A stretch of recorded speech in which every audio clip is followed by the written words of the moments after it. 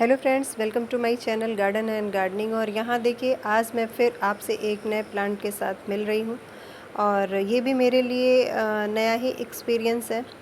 इससे पहले मैंने अपने गार्डन में इस प्लांट को ऐड नहीं किया था, पहली बार मैं इसको लेके आई हूँ। और किस तरह से इसको रखना है या किस तरह से इसकी केयर करनी है वो भी मैं आपके साथ शेयर करूँगी। तो गार्डन में हमको कुछ ना कुछ नए काम करते रहने चाहिए। उससे जो हम सीखते हैं या कह सकते हैं जो हम करके सीखते हैं और उसमें फिर हमको सक्सेस मिल जाती है तो उसकी खुशी अलग ही होती है।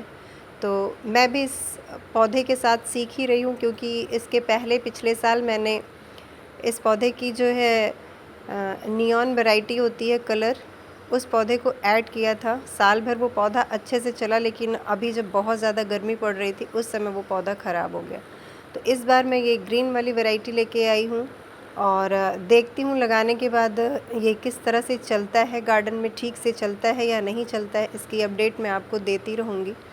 तो मेरे पास फिलोडेंड्रॉन की 2-3 वैरायटी और है। जनाडू के 2 प्लांट हैं, वो भी अलग अलग वैरायटी है उनकी, और एक मॉन्स्टेरा है जो इसी फैमिली से आता है। तो दोनों ही पौधे अच्छे से चल रहे हैं। और इसकी भी जो है मैंने नियॉन वाली वैरायटी लगाई थी, लेकिन वो पौधा चला नहीं।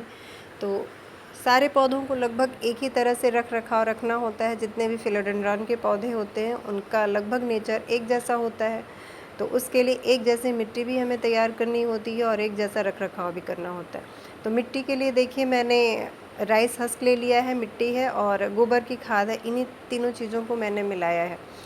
अगर हम प्लांट इंडोर रख रहे हैं तो उसके लिए 4 बराबर भागों में अगर हम मिट्टी तैयार करते हैं, एक भाग मिट्टी लेते हैं, एक भाग कंपोस्ट लेते हैं, एक भाग राइस हस्क लेते हैं और एक भाग रेत, तो इसमें हमारी मिट्टी बहुत अच्छी तैयार होती है, बिल्कुल वेल ड्रेन मिट्टी तैयार होती है।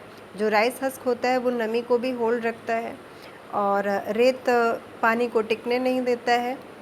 कुल मिला के हमारा पौधा इंडोर प्लांट और ख़ास करके फिलोडेंड्रॉन का पौधा अच्छे से चलता है। लेकिन मेरे पास अभी रेत है नहीं, तो मैंने इन्हीं तीनों चीज़ों को मिलाया है। और आप राइस हस्क की जगह कोकोपीट का भी यूज़ कर सकते हैं। अगर आपके पास राइस हस्क है तो आप इसी का यूज़ करिए, क्योंकि बाद में ये डिकम्पोज्ड होकर कंपोस्ट का ही काम करता है, जो हमारे पौधों को टाइम टू टाइम मिलता रहता है। फिलोडेंड्रॉन के जितने भी पौधे होते हैं उनको नमी काफ़ी पसंद होती है, क्योंकि ये बड़े बड़े पेड़ के नीचे उग जाते हैं जंगलों में और उन्हीं की नमी से ये चलते रहते हैं, बढ़ते रहते हैं। तो नमी वाली जगह इनको काफ़ी पसंद है।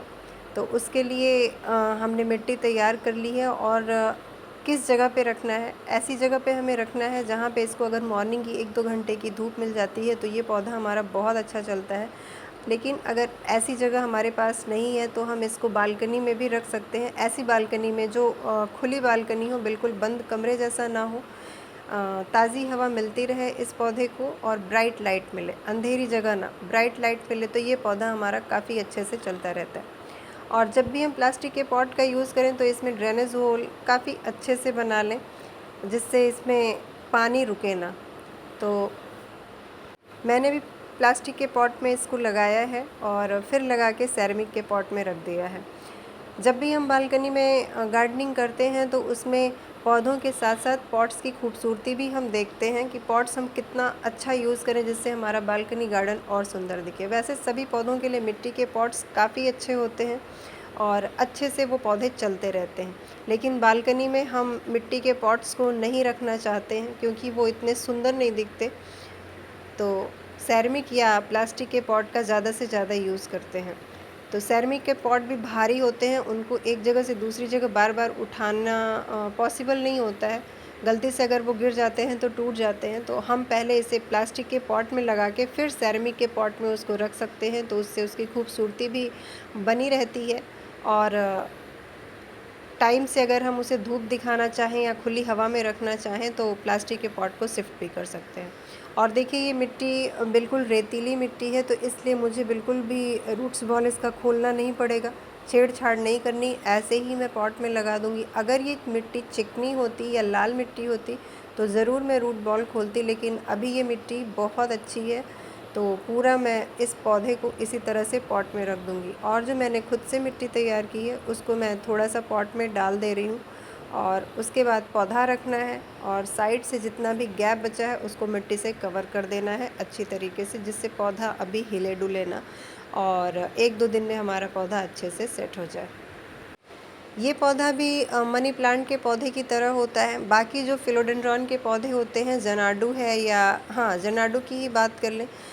जनाडू में इस तरह से एरियल रूट्स, इतने बड़े-बड़े एरियल रूट्स नहीं निकलते हैं। नीचे से पप्स निकलते हैं उसके, और वो बेल की तरह नहीं बढ़ता है, वाइन प्लांट की तरह नहीं बढ़ता है। नीचे ही पॉट में ही घना होता जाता है और डिवाइड करके कई पौधे तैयार कर सकते हैं। लेकिन इस प्लांट के साथ ऐसा नहीं है। जिस तरह से मनी प्लांट होता है और एक वाइन प्लांट होता है, उसी तरह से ये भी है। इसको भी हमें मॉस स्टिक का अगर हम सपोर्ट दें तो ये पौधा हमारा वाइन की तरह बढ़ता जाएगा और इसमें बड़े-बड़े से एरियल रूट्स ये निकालता है, जिसकी सपोर्ट से, जिसकी मदद से ये नमी को बनाए रखता है अपने अंदर। और जितना ही ज़्यादा इसको नमी मिलती है मॉस स्टिक से, उतनी ही इसकी पत्तियां चमकदार और बड़ी होती हैं। तो जब भी हम इस पॉट को रिपॉट करें तो मॉस स्टिक ज़रूर लगाएं। मेरे पास इस समय मॉस स्टिक भी नहीं है, तो इस वजह से मैंने इसको ऐसे ही रिपॉट कर दिया है और मॉस स्टिक ला के मैं बाद में भी इसमें लगा दूँगी। जब भी हम नर्सरी से कोई भी नया पौधा लेके आएँ तो उसको तुरंत ही रिपॉट करने की गलती ना करें। उसको कम से कम हफ्ता भर अपने गार्डन में रखें, जिससे वो गार्डन में और प्लांट्स के साथ सेट हो जाए। उसके बाद ही उसकी रिपोर्टिंग करें। तो इस तरह से पौधे हमारे चलते रहते, किसी तरह का पौधों को शौक भी नहीं लगता है। मुझे भी इस पौधे को लाए कम से कम 10 दिन हो गए हैं और अब जाके मैं इसकी रिपोर्टिंग कर रही हूँ। इसका पॉट बहुत ज़्यादा छोटा सा था और बहुत जल्दी पानी सूख जा रहा था, इस वजह से मैंने इतने जल्दी इसको रिपोर्ट किया। क्योंकि ये ग्रो बैग में था, नर्सरी बैग में, किसी पॉट में नहीं था। अगर पॉट में होता तो मैं इसको अभी कुछ दिन और उसी पॉट में रहने देती, लेकिन मिट्टी इसकी बहुत जल्दी सूख रही थी, तो इस वजह से मैंने 10 दिन के बाद इसकी रिपोर्टिंग कर दी। अगर हम इसकी प्रोपागेशन की बात करें तो वो बहुत आसान है।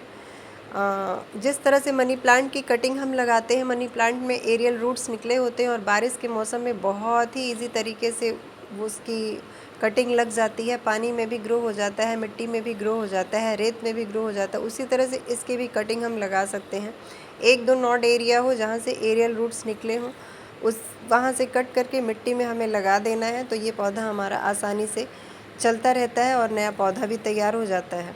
तो मैं अभी इसकी कटिंग नहीं लगाऊंगी, 1-1.5 मंथ बाद ही देखूंगी। लेकिन 1-1.5 मंथ बाद हमको लगता है ठंडी पड़ने लगेगी, तो मैं इसकी कटिंग फरवरी में लगाऊंगी और फरवरी के मंथ में भी कटिंग्स आराम से चल जाते हैं, तो उसी समय मैं इसकी कटिंग लगाऊंगी। अभी पौधा मेरा बहुत ज़्यादा बड़ा नहीं है, तो इस वजह से मैं बहुत ज़्यादा इसके साथ छेड़छाड़ नहीं करूँगी।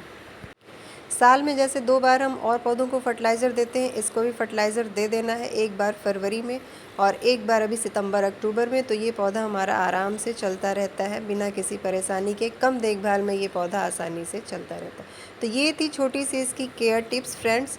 अगर आप लोगों को ये केयर टिप्स अच्छी लगी हो, ये जानकारी अच्छी लगी हो या ये पौधा अच्छा लगा हो, तो वीडियो को लाइक और शेयर करिए। और अगर मेरे चैनल पर आप लोग नए हैं तो चैनल को सब्सक्राइब भी कर लीजिए। वीडियो में लास्ट तक बने रहने के लिए थैंक यू। और मैं फिर मिलती हूँ आपसे अपनी अगली वीडियो में नए प्लांट और नए टॉपिक के साथ।